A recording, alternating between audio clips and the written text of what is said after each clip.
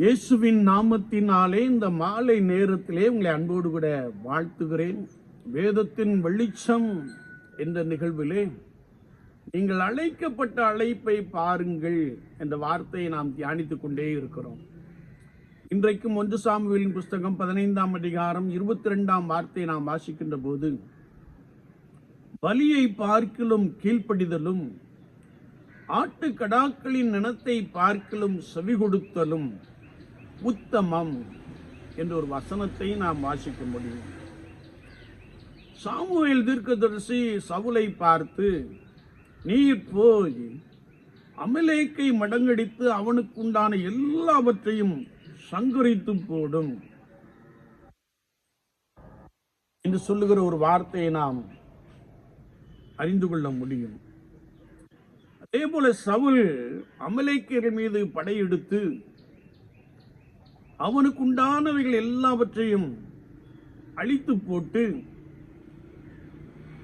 அதிலே கால்நடைகளில் ஆடு மாடுகளில் முதல் தரமானவை 2ஆம் தரமானவைகளை தப்பவிட்டான் என்பதை நாம் இந்த பகுதியிலே தெளிவாய் வாசிக்க முடியும். தீர்க்கதரிசியின் சொல்லை கேளாமல் அல்லது கர்த்தருடைய சொல்லை கேளாமல் அவன் ஆடு மாடுகளில் சிலவற்றை கொண்டு வந்தான் என்று வேதம் சொல்லுகிறது. கர்த்தருடைய வார்த்தையை நாம் வாசிக்கின்ற பொழுது இது அல்லது இந்த காரியம் ஆண்டவருக்கு மனஸ்தாபமாயிருந்தது. சாமுவேலும் மனம் நொந்து ராம் முழுவதும் கர்த்தரை நோக்கி கூப்பிட்டான். சவுல் சாமுவேலை பார்த்து, கர்த்தருடைய வார்த்தையை நிறைவேற்றினேன் என்றான். அப்படியானால் என் காதுகளில் விழுகிற சத்தம் என்ன என்று கேட்டான். அதற்கு சவுல்,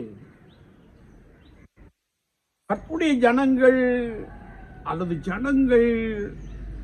ஆண்டவருக்கு பலி செலுத்தும்படியாய், உம்முடைய தேவனாகிய கர்த்தருக்கு பலி செலுத்தும்படியாய் முதல் தரமானவைகளை 2ஆம் தரமானவைகளை கொண்டு வந்தார்கள் என்று சொல்லுகிற ஒரு வார்த்தையை நாம் வாசிக்க முடியும். எனவே சாமுவேல் தீர்க்கதரிசி சவுலை பார்த்து சொல்லுகிறார், நீர் கர்த்தருடைய சொல்லை கேளாமல் கொள்ளையின் மேல் பறந்து கர்த்தருடைய பார்வைக்கு பொல்லாப்பானதை செய்ததென்ன? கர்த்தருடைய வார்த்தையை புறக்கணித்தபடியினால் அவர் உம்மை ராஜாவாய் இராதபடி புறக்கணித்தார் என்று வேதம் சொல்லுகிறது. என்னை கேட்டுக்கொண்டு இருக்கிற என் அன்பு சகோதரனே சகோதரியே, பலியை பார்க்கிலும் கீழ்ப்படிதலும் ஆட்டுக்கடாக்களின் நினைத்தை பார்க்கிலும் செவி கொடுத்தலும் உத்தமம் என்று வேதம் சொல்லுகிறது. இன்றைக்கு விசுவாச வாழ்க்கையிலே நாம் அநேக விசை பரிசுத்த வேதாமத்தை வாசிக்கிறோம். அநேக விசை தீர்க்கதரிசிகள் மூலமாய் கர்த்தருடைய வார்த்தைகளை கேட்கிறோம். ஆனால் இந்த கர்த்தருடைய சத்தத்திற்கு நாம் கீழ்ப்படுகிறவர்களாக காணப்படுகிறோமா? இன்றைக்கு அநேகர் கர்த்தருடைய வார்த்தைக்கு இணங்க நடப்பதில்லை. மாறாக புரட்டாட்டம் பண்ணுகின்ற ஒரு கூட்டத்தை நாம் பார்க்க முடிகிறது. ஆண்டவர் சொல்லுகிறார், கர்த்தருடைய சத்தத்திற்கு கீழ்ப்படிய வேண்டும். கீழ்ப்படிதல் மிக முக்கியமான ஒரு காரியம் என்று வேதம் நமக்கு தெளிவாய் கற்றுக் கொடுக்கிறது. ஆனால் இன்றைக்கு நாம் பார்க்கின்ற ஊழியத்தின் பாதையிலே, பணி செய்கின்ற இடத்திலே, அல்லது நமக்கு கீழாக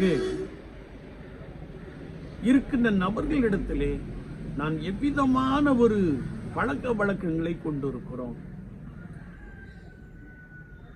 நாம் நம்முடைய எஜமானாகிய இயேசு கிறிஸ்துவுக்கு கீழ்ப்படிந்து நடக்கிற ஒரு நபராக காணப்படுகிறோமா?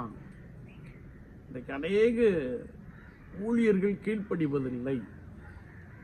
மாறாக எதிர்த்து நிற்கின்ற காட்சி அல்லது வேறு காரியங்களை செய்கின்ற காட்சியை நாம் கண்கூடாக பார்க்க முடியும். ஆனால் வேதம் சொல்லுகிறது, பலியை பார்க்கிலும் நீங்கள் கர்த்தருக்கு ஆராதனை செய்து அதிலே பலிகளை செலுத்துவதை பார்க்கிலும், ஸ்தோத்திர பலிகளை நன்றி பலிகளை, காணிக்கை பலிகளை செலுத்துவதை பார்க்கிலும் கீழ்ப்படிதலும், ஆட்டுக்கடாக்களின் இனத்தை பார்க்கிலும் செவி கொடுத்தலும் உத்தமம். என்னை கேட்டுக்கொண்டிருக்கிற என் அன்பு சகோதரனே, சகோதரியை, விசுவாச வாழ்க்கையிலே நான் கர்த்தருடைய சத்தத்திற்கு கீழ்ப்படுகிறேனா?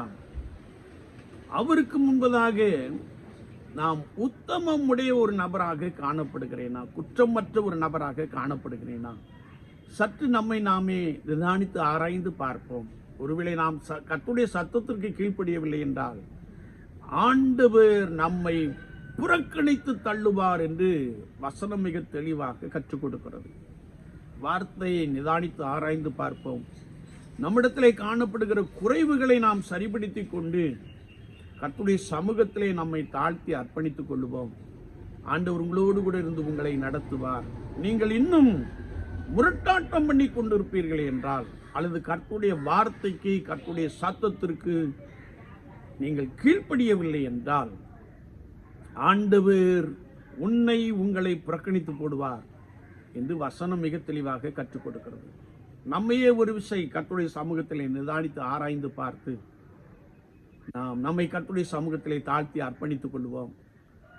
ஆண்டவரே, உம்முடைய சத்தத்திற்கு செவி கொடுப்பேன் என்று நாம் கர்த்தருடைய சமூகத்திலே நம்மை அர்ப்பணித்துக் கொள்வோம். ஆண்டவர் உங்களோடு கூட இருந்து உங்களுக்காக பெரிய காரியங்களை செய்வார். நீங்கள் கர்த்தருக்குள் பலமாய் காணப்படுவீர்கள். கர்த்தருடைய ஆவியானவர் உங்களை பலமாய் நடத்துவாராக. ஆமென், ஆமென்.